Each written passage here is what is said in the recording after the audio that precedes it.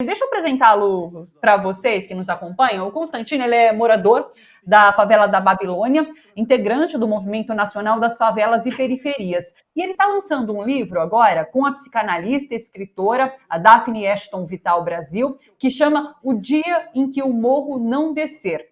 E daí eu já dou boas-vindas ao André. Eu conheci o André, eu já acompanhava o André nas lives do Leandro Fortes, ali no DCM, e daí eu tive a honra de participar junto com ele de uma live do Leandro Fortes. Falei, não, vamos trazer para cá, e daí coincidiu com o lançamento do livro também. Então é um super prazer te receber por aqui, André, seja muito bem-vindo, tudo bem com você? Tudo bem, boa tarde a todos e a todas que nos acompanham nesse momento. Quero aqui externar publicamente o meu agradecimento ao convite que me foi feito para que eu pudesse estar aqui na tarde de hoje, falando do lançamento do nosso livro, O Dia em que o Morro Não Descer, que tem uma participação preponderante e determinante, até para que o livro pudesse sair do campo das ideias e ser materializado. A participação da Daphne Ashton foi fundamental, ela que teve esse poder de me persuadir para que nós pudéssemos escrever esse livro. Então, a Daphne teve um papel determinante no livro O Dia em que o Morro Não Desceu. O André, sabe o que eu queria que você começasse, na verdade, falando um pouquinho aqui para a gente? A gente está acompanhando essa sessão aí no STF, uma sessão que tem um peso para o ex-presidente Lula, né? Essa suspeição já foi dada, mas de alguma forma volta agora a discussão por conta de Edson Fachin, que quer levar plenário. É um momento importante da nossa história, a gente sabe que o STF colaborou para que o ex-presidente não participasse ali atrás das eleições. E daí, primeiro, eu queria te ouvir em relação a isso. Como que você tem visto essa decisão agora no STF que faz com que o ex-presidente retome seus direitos políticos, podendo concorrer ali, de repente, em 2022? Como que você tem visto esse momento político aqui no Brasil? Eu acho que, primeiramente, nós temos que fazer uma pontuação aqui que é de bastante relevância. O STF, não na sua totalidade, mas integrantes do STF, foram cúmplices do golpe em 2016. E foi o golpe que resultou na eleição do Bolsonaro, quando interromperam o governo da ex-presidenta Dilma com um golpe que foi arquitetado, idealizado pelo governo estadunidense. O que o governo estadunidense teve foram cúmplices aqui no Brasil, cúmplices em parte da mídia empresarial burguesa golpista, serviçal e lambibotas do governo estadunidense, cúmplices em parte do legislativo brasileiro e cúmplices dentro do poder judiciário. Todos esses que foram cúmplices do golpe em 2016 encontram-se com as suas mãos manchadas com o sangue dos mais de 370 mil brasileiros e brasileiras vitimados pela Covid-19. Então é importante realizar essa pontuação. E eu acho que o julgamento da suspeição do Moro não é nada pertinente. O que está sendo julgado ali hoje não tem nada a ver com a suspeição do Moro, nem com o ex-presidente Lula. O STF está julgando hoje ali a sua reputação. Os ministros estão julgando hoje ali a sua reputação. Então, eu acho que hoje é um julgamento que ultrapassa a esfera do Moro, ultrapassa a esfera do ex-presidente Lula. Eles estão julgando a reputação dessa instituição tão importante, que é a instituição responsável por ser a guardiã da Constituição Federal, e estão julgando a sua reputação, porque a história não absolverá aqueles que participaram e foram cúmplices do golpe. Veja aí o ex-capanga das milícias e o ex-juiz Sérgio Moro. A história já está lhe cobrando. E nós que esperávamos que a história lhe cobrasse um pouco mais à frente. Então, os ministros estão julgando hoje, não a suspeição do Moro e nem o ex-presidente Lula, mas a reputação do STF e a reputação de cada ministro ali. Perfeito colocação. André, vamos lá para o livro, então. Primeiro, eu queria que você falasse um pouco sobre o título. Queria que você falasse sobre a atuação do Movimento Nacional das Favelas e Periferias, como surgiu, inclusive, a ideia do livro. Pelo que eu andei, inclusive, ouvindo e lendo sobre você, você tem, de fato, essa história que é digna de livro, né? E o livro traz muito do que você passou. Eu queria que você contasse para todo mundo sobre as situações que você passou durante a sua juventude, até você chegar a esse papel de militante político, de articulador ali nas favelas. Conta um pouquinho para a gente. Então, a ideia do livro, ela nasce depois de uma participação minha no canal do Leonardo Stoppa. o Sálvio assistiu à minha participação ali, conheceu um pouco da minha militância, um pouco da minha história, porque nesse programa que eu participei no canal do Leonardo Stoppa, eu estava justamente falando o período da minha vida em que eu estive como pastor na Igreja Universal do Reino de Deus. Ele interessou-se muito pela minha história, aí ele me procurou e falou: olha, André, nós estamos muito interessados, eu sou o Sálvio, faço parte da editora Cotter, e eu acho que a sua história ela pode virar um livro. Eu confesso a vocês que eu me esquivei dele por diversas vezes, porque eu não achava que a minha história tivesse algo de tanta relevância para virar um livro. Então, fiquei me esquivando dos convites do Sálvio, do Marcelo, até que eles tiveram a eficácia de colocar nesse circuito de negociação a minha queridíssima amiga Daphne Ashton. E ela, com seu poder de persuasão, me persuadiu a escrever o livro. O livro foram 5 entrevistas através de audiovisual que a Daphne realizou comigo e que culminou no livro, né? Eles fizeram ali a transcrição dessas entrevistas. Bem, a minha infância foi uma infância muito bem vivida. Eu fui uma criança que brinquei mesmo, curti a minha infância, e mesmo vivendo em um território de favela, né, até os meus 6 anos de idade, eu morei na favela do Chapéu Mangueira. Depois que eu me mudei para a favela da Babilônia, são 2 favelas muito próximas, situadas aqui no bairro do Leme, uma área nobre aqui da Zona Sul do Rio de Janeiro, para quem não conhece, para quem vive e mora em outros estados. Meu pai trabalhava na rede hoteleira, ganhava um salário muito bom, então, mesmo vivendo em um território de favela, nós tínhamos uma vida comparada à classe média. Tínhamos uma belíssima casa que meu pai construiu. Então, eu tive uma infância onde eu aproveitei bastante a minha infância. Só que eu presenciei, durante a minha infância, uma violência doméstica dentro do meu lar, né? Meu pai batia muito na minha mãe, eram surras que faziam parte do cotidiano da minha mãe. A última surra que meu pai deu na minha mãe, ela ficou com o rosto desfigurado, ela teve que colocar aquele colar cervical. Então, eu cresci dentro de um lar, presenciando a violência doméstica, e isso mexeu muito com o meu psicológico. Eu era uma pessoa bastante violenta. Eu achava, porque eu aprendi dentro do meu lar, que as coisas se resolviam através da violência. Eu fui crescendo, né, presenciando aquela violência doméstica. Chegou na minha adolescência, eu tive que jogar essa violência para fora. Aí eu ingressei na Força Jovem do Vasco, eu sou vascaíno, viajava por todos os estados do Brasil para brigar. Ingressei também nos bares de corredor que existiam aqui na década de 90, aqui no Rio de Janeiro. Tudo isso era uma forma de jogar para fora aquela violência que eu presenciei, a violência doméstica que a minha mãe sofreu, que eu presenciei durante toda a minha infância até o meu ingresso na adolescência. E eu cresci com o intuito e um intento de matar meu pai. Eu estava esperando tomar a forma de um homem, ter o corpo de um homem, para poder encarar o meu pai, enfrentar o meu pai. Eu cresci com a intenção de matar ele. Eu tinha muito ódio do meu pai. Eu nunca tive a oportunidade de externar isso para ele, já que meu pai foi assassinado em 1992 por varejistas de drogas da favela do Vidigal. Mas eu cresci com esse intuito e com essa intencionalidade de matar o meu pai mediante a violência doméstica cotidiana que a minha mãe sofria. E em 1992, no final de 1992, meu pai trabalhava na rede hoteleira. Ele foi trabalhar no Hotel Sheraton. Para quem não mora no Rio, o Hotel Sheraton fica situado ali na Avenida Niemeyer. É uma avenida importante que liga o bairro do Leblon ao bairro de São Cristóvão. Então, ele foi trabalhar ali e aí ele começou a ter um envolvimento com os varejistas da favela do Vidigal. Nessa época, aqui no Rio de Janeiro, década de 90, o Comando Vermelho era hegemônico, assim como o PCC é hegemônico em São Paulo. Então, a maioria das favelas eram controladas pelo Comando Vermelho. O Vidigal era controlado pelo Comando Vermelho, o Chapéu Mangueira e Babilônia também. Aí meu pai, ele ingressa no mundo das drogas, ele começa a fazer o uso da cocaína e automaticamente, ao ingressar no mundo das drogas, ele ingressa também em um contato estreito com os varejistas de drogas. Então chegou um determinado momento da sua vida que ele começou a transportar as drogas do Vidigal para o Chapéu Mangueira e Babilônia, utilizando-se da Kombi do Sheraton.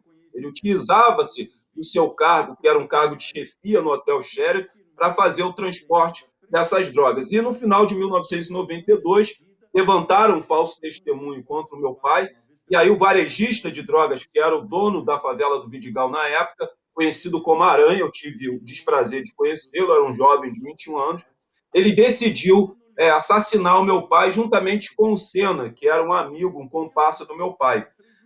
Interessante que isso era um sábado, eu estava já arrumado para ir visitar o meu pai na favela do Vidigal, quando inicia-se o jornal do RJTV, primeira edição, e aí eles iriam desovar o corpo do meu pai.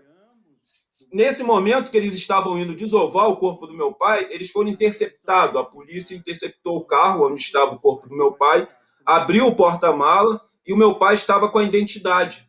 Foi assim que eu soube da morte do meu pai, através do RJTV, primeira edição. Isso mexeu muito, me abalou muito psicologicamente, embora eu tivesse muito ódio do meu pai, era o meu pai. Então, nesse momento, minha mãe já era obreira da Igreja Universal por quase 20 anos, eu ingresso na Igreja Universal. E é interessante, porque quem fizer a aquisição do livro vai poder entender ali, que eu falo das portas que encontram-se abertas dentro dos territórios de favela quando nós passamos por problemas, seja de que ordem for, sentimental, financeira, familiar. Existem portas abertas ali que, às vezes, são as únicas alternativas que o favelado encontra, né? Eu falo da porta das drogas, do mundo do varejo de drogas, e aí eu faço a pontuação das drogas ilícitas e das drogas lícitas, porque a miséria é tamanha dentro desses territórios que, às vezes, o favelado não tem poder aquisitivo de dinheiro, de recurso financeiro, para comprar um papelote de cocaína ou uma trouxinha de maconha. Mas uma dose de cachaça todo mundo tem, que é 20, 30 centavos. Então eu faço também essa pontuação das drogas lícitas e das ilícitas. O mundo do varejo de drogas, que é você ingressar em uma das facções que controla os territórios de favela. Depois você tem a porta das ONGs, e aí eu não quero generalizar e dizer que todas as ONGs são maléficas aos territórios, mas eu estou tecendo uma crítica estrutural a essas ONGs. Geralmente essas ONGs atuam de que forma? Vamos supor que é uma ONG que trabalha com balé, né? Ela pega 2, 3 crianças negras, né, que se destacam, leva para fora para uma apresentação, né? Essas crianças ganham visibilidade, ganham notoriedade, algumas delas, através da arte e da dança, conseguem sair desse campo de extermínio que é os territórios de favela, mas o restante da comunidade, o coletivo que vive ali, continua na merda, porque não existe por parte das ONGs uma intencionalidade de transformar aquele território socialmente a médio e longo prazo. Porque ela precisa da miséria, ela precisa da pobreza e do sangue negro que escorre ali. É desse cenário que ela consegue realizar a captação de recursos. São vários que tornaram-se milionários com ONGs que atuam dentro dos territórios de favela, mas é uma das portas que encontram-se abertas ali no momento do nosso desespero e desesperança. E a última porta, a mais nociva delas, são as portas das igrejas evangélicas neopentecostais. Então, a minha história de vida é a história de vida de milhões de favelados, de milhões deles, de milhões. Então, por isso que os governos do PT foram tão importantes, porque foram governos que começaram a criar uma perspectiva diferente nessa juventude negra, sabe? Mostrar para eles que existia uma luz no fim do túnel. Então, assim, a gente tem que fazer essa pontuação com as políticas de inclusão social, que transformaram e estavam transformando o Brasil socialmente. O Lula nunca prometeu para a militância uma revolução socialista. Não cobrem do Lula aquilo que ele nunca prometeu. O que ele prometia e ele estava cumprindo era uma revolução social no Brasil. Então, as políticas de inclusão social, como o ProUni, o Reúne, as cotas para os negros, começou a gerar nessa juventude negra uma perspectiva futurística. Isso é muito importante. Foi por isso que nós fomos golpeados também. É por isso que a burguesia parasita e a classe dominante aliou-se, né, aos interesses do governo estadunidense para nos golpear em 2016. Por quê? A madame não suportava ver a empregada chegar com o mesmo perfume importado que ela usava. Né? Nós passamos a andar de avião, fazemos churrasco todo final de semana. Você quer coisa mais revolucionária do que o projeto e o programa Luz para Todos, que levou energia elétrica em regiões do Brasil onde não existia energia elétrica? Já pensou como essas pessoas que vivem nessas regiões que não existiam energia elétrica? Veja bem, como que você vai armazenar alimentos se você não tem energia elétrica, se você não tem uma geladeira para armazenar seus alimentos. Veja como a qualidade de vida era péssima dessas pessoas. E aí, o que o nosso governo fez? Além de levar energia elétrica com esse projeto revolucionário que é o Luz para Todos, nós baixamos a linha de crédito dos eletrodomésticos de linha branca, que são geladeiras, fogões. Então, assim, além de levar energia, nós demos condição ao pobre também de fazer a aquisição de uma geladeira. Com as nossas políticas de inclusão social, como o Bolsa Família, geramos 20 milhões de emprego. É por isso que o Brasil deu certo. O Lula olhou para o pobre, foi o primeiro governo que teve essa capacidade, porque foi a primeira vez que elegemos um operário. Então, o Lula passou fome, o Lula veio para São Paulo no pau de arara, o Lula sabe o que é fome, e só quem sabe o que é a dor de passar fome iria ter essa ideia fantástica de fazer pelo menos os brasileiros terem condições de realizar 3 refeições ao dia. Então, nós tínhamos um projeto de nação. Você não conserta 500 anos de saque, de destruição, com o processo de colonização que aconteceu no Brasil em 13 anos. Mas nós tínhamos um processo em curso, que foi interrompido pelos interesses do governo estadunidense, principalmente quando a Dilma sanciona aquela lei, eu gosto sempre de falar isso, quando ela sanciona a lei destinando 75% dos royalties extraídos do pré-sal para a educação e o restante para a saúde. Isso é projeto de nação. Nenhuma nação se desenvolveu socialmente e economicamente sem investimento na educação. Educação não é custo, não é gasto, é investimento. Então, eu tenho que falar aqui, fazer menção dos governos do PT, que começou a gerar uma outra perspectiva e mostrar uma luz no fim do túnel para essa juventude negra sem qualquer tipo de perspectiva. Então, a minha história ela é parecida com a história de milhões de favelados. E aí eu ingresso na Igreja Universal, me torno um pastor, vou conhecer a Igreja Universal por detrás dos bastidores. Eu tinha muita fé nessa instituição, mas quando eu me tornei um pastor, ali eu pude presenciar o que significa essas igrejas, são verdadeiras empresas. Para vocês terem ideia, eu recebi um salário, a igreja pagava um salário, né? Os pastores da Universal são assalariados, porque eles vivem para a igreja, você tem que abandonar o seu trabalho e viver 100% para a instituição Igreja Universal. Então, eu recebi um salário, mas quando eu fui para os bastidores, eu entendi que aquilo era uma empresa, que ali era um dos melhores lugares no Brasil, é um dos melhores lugares no Brasil para se lavar dinheiro juntamente com as escolas de samba. Então, eu me decepciono com a Igreja Universal, saio dela através da leitura da Bíblia, eu conto isso no livro, vou ter uma reunião com o bispo responsável, conto para ele, né, o que tinha sido desvendado enquanto verdade na Bíblia, na luz da Bíblia, em relação aos dízimos e às ofertas. Ele vira para mim e pergunta: você descobriu a verdade, e daí? Você vai ficar com a gente ou vai procurar trabalho? Eu falei: eu vou procurar trabalho. Me desligo da Igreja Universal, saio totalmente desesperançado, mas eu soube muito bem separar, porque a nossa mente é associativa. E o brasileiro associa de forma muito errônea a questão de você ter fé e a necessidade de você ingressar em uma religião. Não tem nada a ver o desenvolvimento da sua espiritualidade, a sua fé, com a necessidade de você ingressar ou fazer parte de uma religião. Quero dizer a vocês que a sua fé e o desenvolvimento da sua espiritualidade não depende de uma religião, mas a religião, com certeza, depende da sua fé. Então, eu soube separar isso. A minha decepção não foi com a minha fé e com a minha espiritualidade, foi com a instituição. Mas saí bastante desiludido quando eu ingresso na militância. Então, assim, desde criança eu fui muito contestador, né? Eu era um aluno terrível. Se eu não tivesse a compreensão do que estava sendo lecionado, eu ficava perguntando até eu aprender. Eu falava: não entendi, professor. Ainda não entendi. Não entendi, eu queria sair dali entendendo. Então, eu fui sempre questionador, eu escrevo músicas, para aqueles que não sabem. Desde criança, eu escrevia música. Tem uma música que a minha mãe guardou, que foi uma surpresa para mim, que é o Salarinho de Merda. Ali eu conto como o trabalhador era explorado para, no final do mês, ganhar um salarinho de merda. Com 10 anos de idade, né, eu já tinha consciência de classe aflorada dentro de mim, né, pelo contestamento que eu fazia, os questionamentos. Só que eu não sabia direcionar essa revolta. Foi quando eu ingresso na militância, e aí eu tenho contato com a leitura e com o conhecimento do Marx, do Lenin, do Trotsky. E ali eu falei: porra, era isso que eu estava procurando. Agora eu sei o que eu tenho que fazer. Agora eu sei onde eu tenho que canalizar toda essa revolta. Então, quero dizer a vocês que eu ingressei na militância não porque eu li Marx e Lenin. Eu ingressei na militância pela necessidade. Foi a necessidade e as dificuldades que eu passei que forjaram esse ser político que é o André Constantino. A leitura só norteou a luta. Ali eu entendi que a luta de classe era preponderante, que nós deveríamos organizar a classe operária e a classe trabalhadora para destruir esse sistema econômico vigente no Brasil, que é o capitalismo. E eu acho que o mais interessante é a parte final do livro, aonde eu não conto só a minha história, as mazelas, as tristezas, as perdas que eu passei, foram várias enquanto homem negro, mas eu também apresento uma solução, né? Eu apresento uma alternativa para a solução dos problemas existentes no Brasil relacionados às mazelas sociais e os problemas sociais, porque senão o livro ia ficar aparecendo esses livros de autoajuda. Né? Quer livro de autoajuda, vai ler o Paulo Coelho. Não era essa a nossa intenção.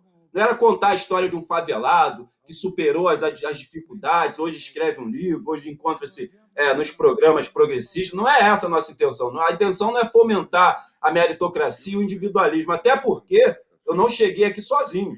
Eu tenho total consciência disso. Eu tive uma ajuda de um coletivo para ser quem eu sou hoje. Mas eu acho que apresentar no final do livro, né, uma alternativa para as soluções do problema, eu acho que é muito importante. E a alternativa é a construção de uma revolução socialista e a destruição do sistema econômico vigente, que é o capitalismo. Então, eu acho que a parte final do livro, para mim, é a mais interessante e importante, porque não é um livro só que conta a história do André Constantini, conta como as necessidades e as dificuldades forjaram esse ser político e esse ser falante que vocês conheceram no dia de hoje. Eu já tive a oportunidade de falar para o André que eu acho a fala dele muito inspiradora, assim, essa paixão pela militância, pela política, como caminho para a transformação. Eu acho que isso é muito bacana de se entender, de compreender, no momento em que, às vezes, a política é tão mal vista, né? E a política é isso, é caminho para a transformação. Genial. Tudo é política, André, né? As pessoas cometem um erro que acham que a política é só a que se dá nas instituições. A relação com o seu vizinho, tudo é política, tudo é a arte da política. Deixa eu dar o site para vocês, olha, cotter.com.br, o livro do André está disponível lá, chama Quando o Morro Não Descer, peraí, é esse mesmo, tá aí, ó, o dia em que o morro não descer, tá aí para vocês. Eu coloquei o site aí também, a gente consegue piscar a tarja, Cotter Editorial, tá aí, cotter.com.br. Tá na pré-venda já, ele tava pela metade do preço, 50% de desconto, mas já voltou para o seu preço original. Só queria, antes de encerrar minha participação, falar para vocês o porquê do título do livro. Né? E é interessante, isso aí é a gente fazendo um contraponto àquele samba famoso, né? O dia em que o morro descer não vai ser carnaval. Mas nós, do Movimento Nacional das Favelas e Periferias, trabalhando na contramão desse livro. Nós trabalhamos para elevar a consciência de classe, da classe operária e da classe trabalhadora que mora e vive nos territórios de favela, para eles entenderem que o dia que eles não descerem, a gente para os meios de produção capitalista e para o modo de produção capitalista. Eles precisam entender se tudo eles produzem, tudo lhes pertence. Então, nós trabalhamos para o morro não descer e não para o morro descer. Então, isso é um trabalho para elevar a consciência de classe dos trabalhadores que vivem nas favelas. Só para dizer o porquê do título do livro, que muita gente pergunta, pô, André, mas a favela, quando a favela vai descer? Eu estou lutando para ela não descer, entendeu? Que aí a madame vai ter que varrer sua casa, o cara vai ter que ficar lá na portaria do prédio, não vai ter o motorista de ônibus para ser explorado, não vai ter essa nova vertente de classe trabalhadora, que é essa juventude que aluga uma bicicletinha do Itaú com aquela caixa do iFood nas costas. Então, assim, a nossa ideia é o morro não descer. Perfeito. André, que essa seja a primeira de outras participações. A gente vai continuar fazendo os convites para explorarmos, inclusive, outros temas para trazer aqui para o nosso público. Acho que vai ser bem legal. Quero agradecer essa primeira participação. Então, muito obrigada, muito legal te receber. E é isso, que seja a primeira de muitas. Um beijo grande para você, uma boa tarde, André. Tchau, tchau.